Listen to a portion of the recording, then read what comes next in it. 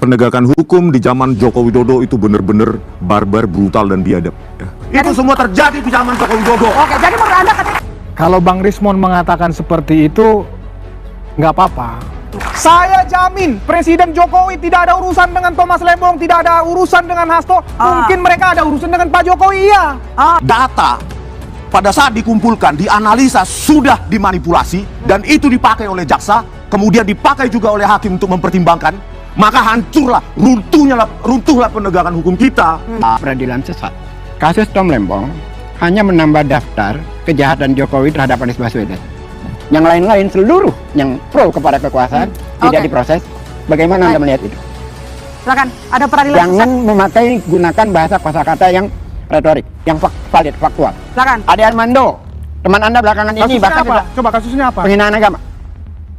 Sudah ditersangkakan di SP3, SP3-nya itu diperadilankan dan peradilankan membatalkan SP3-nya. Itu apakah itu perintah Jokowi? Jangan terlalu Berada di rejimnya Jokowi. Berarti dia bertanggung jawab terhadap Presiden. Jokowi, kan? Kalau bobrok Listio Sigit Prabowo, siapa yang bertanggung jawab? Kita Akarnya itu penegakan hukum, hulunya di kepolisian. Kita meminta Presiden Prabowo merdeka. 17 Agustus sebentar lagi.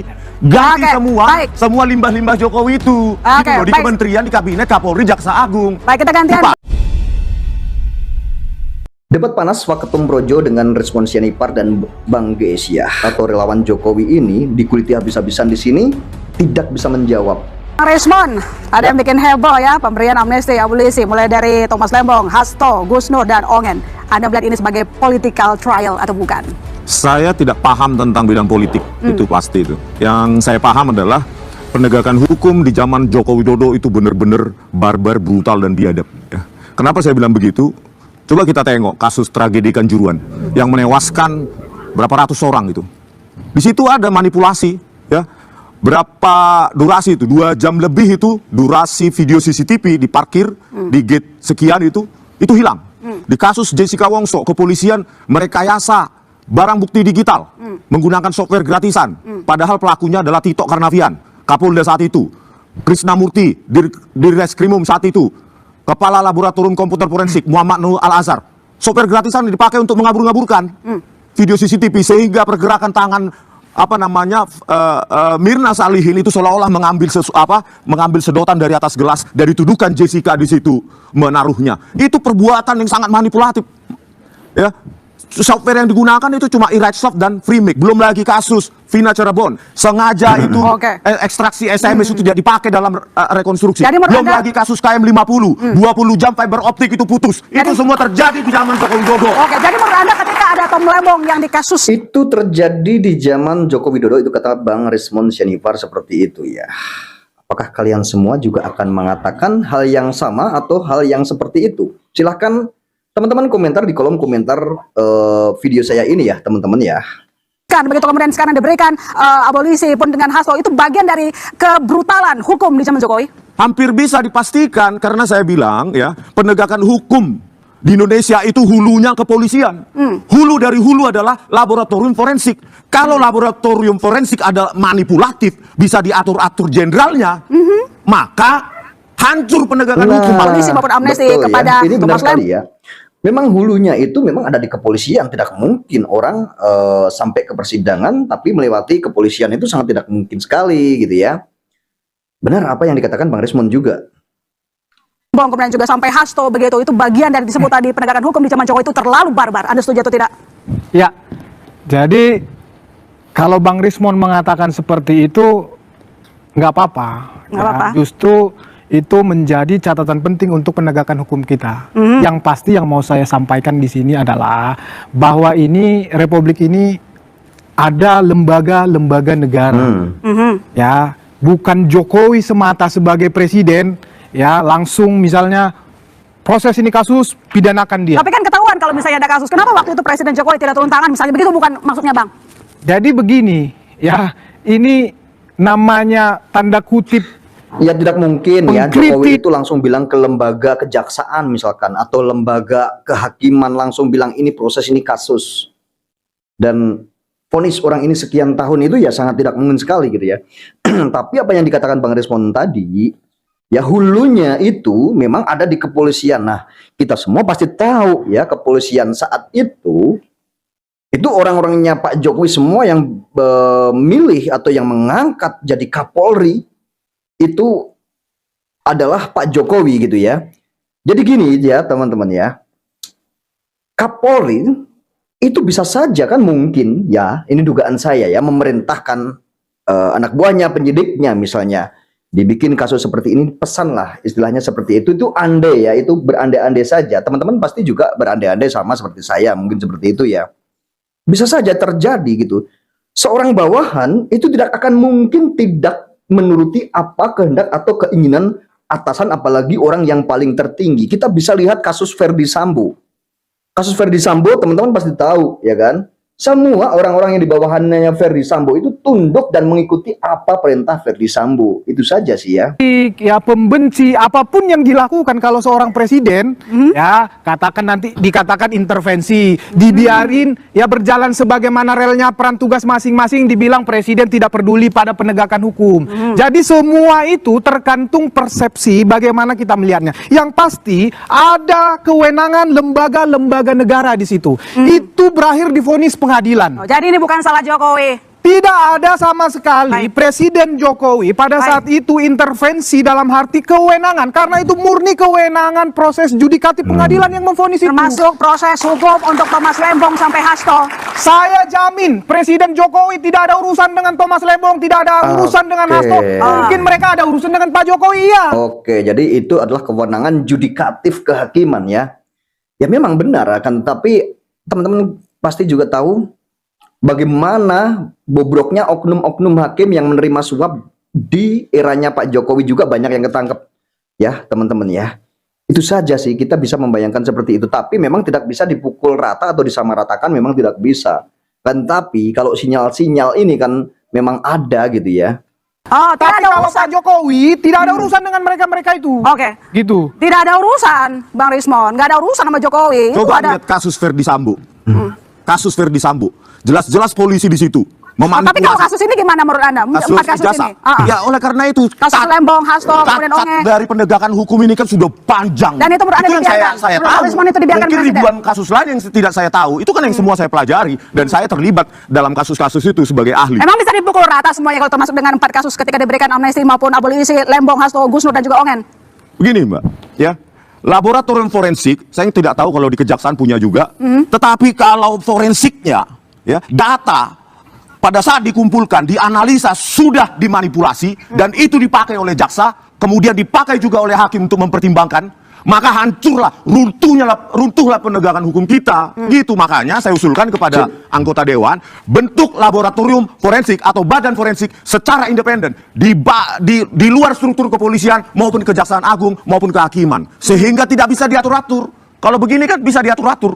Sama saya kira. Oh, termasuk pemberian amnesti abolisi juga diatur-atur menurut Anda? Nah, itu nggak ada kaitannya. Maksudnya dalam pengumpulan data. Peradilan sesat.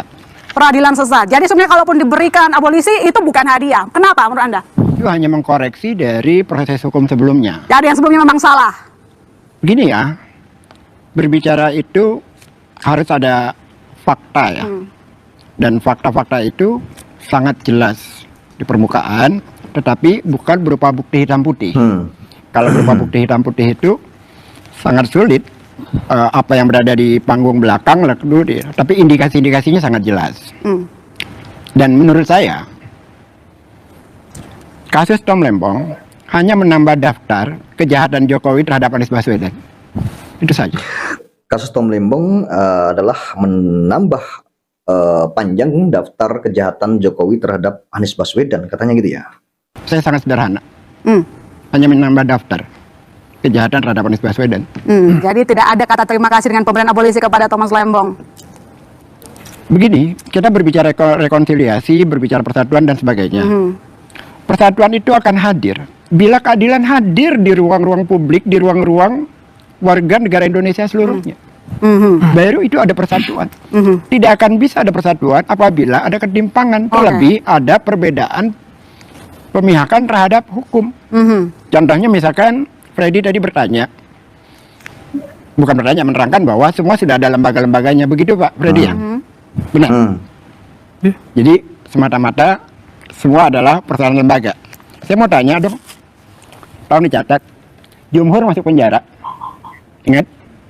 Saganda masuk penjara, ingat? Lisung Karisma masuk penjara, ingat? Lalu Ustadz yang dari Medan itu masuk penjara dan mati di penjara, ingat? Bapaknya Harun Al-Rasyid ditembak, ingat? Peristiwa di Bawaslu, ingat itu semua? Ade Armando tersangka, tidak pernah diproses. Yang lain-lain seluruh Nah, yang ini Ade Armando ini tersangka tapi hingga saat ini juga memang tidak diproses ya. Memang benar. kepada kekuasaan tidak Oke. diproses. Bagaimana Anda melihat itu? Silakan, ada peradilan Jangan sesat. memakai gunakan bahasa kosakata yang retorik, yang valid, faktual. Silakan, Bang Freddy, peradilan sesat katanya. Tadi sudah saya katakan, ya kalau memang itu kasusnya kuat secara hukum, pengadilan harus membebaskan itu. Sebentar, yang saya tanya bukan itu, jangan berbalik. Saya kasih contoh, Jumhur di penjara, Saganda di penjara, banyak orang yang kontra kepada pemerintah di penjara, orang yang pro kepada Jokowi tidak pernah diproses kasusnya. Sebutkan satu-satu, sebutkan. Ade Ya nggak Armando, mungkin ngaku ditanya seperti itu Bang Geis ya. Relawan Jokowi asli ya, itu saya yakin tidak akan pernah mengaku terus menjebloskan Pak Jokowi atau menyalahkan Pak Jokowi, itu sangat tidak mungkin sekali. teman Anda belakangan ini Kasusnya bahkan apa? Coba kasusnya apa? penghinaan agama. Sudah tersangkakan di SP3, SP3-nya itu diperadilankan dan peradilankan membatalkan SP3-nya. Itu perintah Jokowi kah? Sekarang saya Itu perintah katakan, Jokowi kah? Ya kalau secara langsung memang tidak perintah Jokowi ya, akan tetapi memang ada di di lingkaran kekuasaan Jokowi, jadi dekat sama Jokowi kan seperti itu ya. Secara langsung tidak mungkin perintah Jokowi. Pak Jokowi langsung bilang jangan diproses, sangat tidak mungkin gitu ya. Saya sudah jelasin tadi, ada lembaganya, itu putusan pengadilan. Come on, kita ini sudah dikasih kewenangan, dikasih hak untuk membela diri. Saya tanggapin, Ongen. pertanyaan Anda ini menunjukkan bahwa Anda ngerti nggak yang saya tanya? Ngerti saya. Apa? Anda mau mengatakan Apa bahwa yang semua Anda- ini apa yang Anda pahami? adalah Jokowi yang atur. Apa yang Anda pahami? Terlalu simpel Anda mau menyampaikan seperti itu. Saya bicara fakta. Persoalan sepanjang tahun terjadi adalah orang-orang yang kontra atau oposisi dipenjarakan.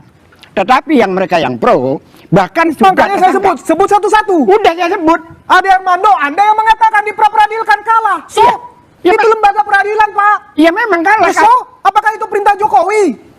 Kasih dong publik pembelajaran. Kenapa nggak diproses?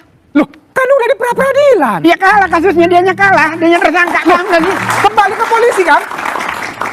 Terus, loh, artinya selama rejim Jokowi berkuasa, ketidakadilan berlangsung di lembaga-lembaga yang Anda katakan itu. Ya itu kan kata Bapak. Lah, Ya, iya kenapa? dong, kata Bapak Itu dong. kan contoh Nah, kata faktualnya, Anda juga saya kan kasih datanya. katanya enggak. Kalau kata ini ya, tapi kalau kata Anda enggak ya, boleh-boleh saja hal seperti itu ya. Anda membela Jokowi, yang sebelah membela yang kontra terhadap Jokowi itu sangat wajar sekali ya, boleh-boleh saja.